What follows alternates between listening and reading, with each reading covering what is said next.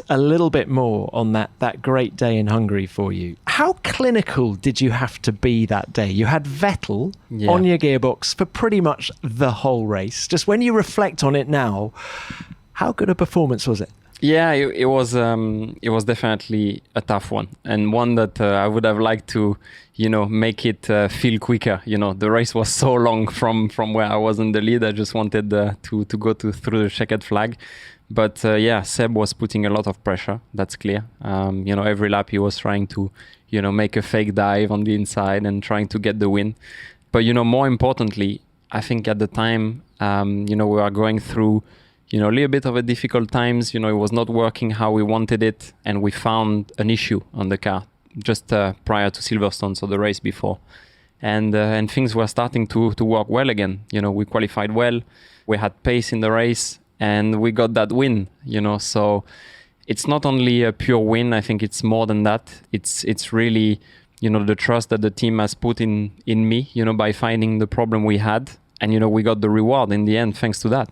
Do you feel it cemented your relationship with the team? I think so, yeah. I think they can, count on me more. They realize that they can count on me on times that opportunity comes, that I can be there, when it's needed. And I've proved that now in a couple of occasions, and I'm very happy that it's working well with the team I have around me. And as a Frenchman, to be on the front page of L'Équipe on the Monday morning, yeah. That's a big deal, particularly actually as it was the Olympics and you knocked all of the Olympics. Know. Yeah, crazy. I'm very sorry for them, but yeah, no, it's amazing for sure. I remember seeing the first page of L'Équipe, some iconic ones where the French team won the World Cup. In '98, for example, they were on the first page. To be there on that page is it's something that you get with success, I guess. But for me, the most important is the track action. I don't look so much on the outside stuff, but for sure, that was pretty cool. You've already spoken about what that win did for you and the team. I did also want you to reflect on your journey to this point in your life, because some of our listeners may not be aware of the sacrifices that your family made to keep you on the racetrack when you were a young kid. And did this feel like payback to mum and dad as well?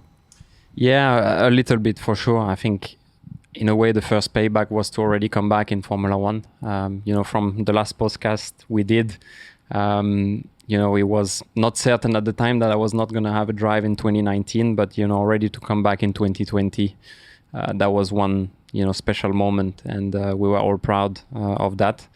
Getting the first podium in Bahrain was just excitement, happiness, and, a small, box ticked. But yeah, the big one for sure in Budapest. Yeah, I called my parents straight away. Were mum and dad not at the Hungary? They were not. No, they were not. And, it was still quite, big COVID times. And, there was, people started to come back in the paddock. But no, I was pretty much alone with, of course, my team. I mean, yeah, I called them on FaceTime directly. So they were having a glass of champagne for me. And yeah, that made the world for me.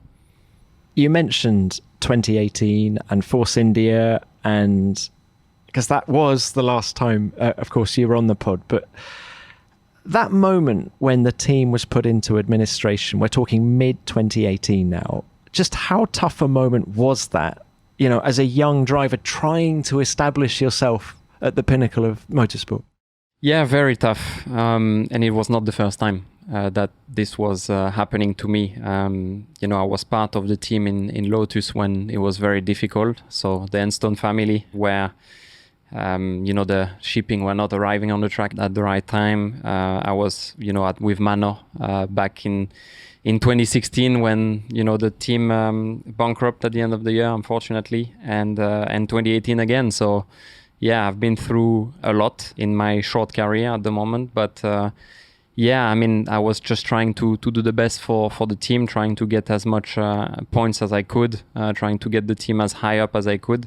And by that, I was hoping that the team could survive. And in the end, I think the guys are happy with, the situation, how it is now. But for sure, yeah, there was some high pressures that, I was trying to get rid of and try to perform on track. And was there pressure on you in the lead up to that administration not to crash because there were no spare parts? And how did that affect you in the cockpit and your approach to each on-track session? Yeah, I think it has forged me as a driver. Last year, for example, in 2021, we were the team that had the less touches or the less crashes. So we were the team that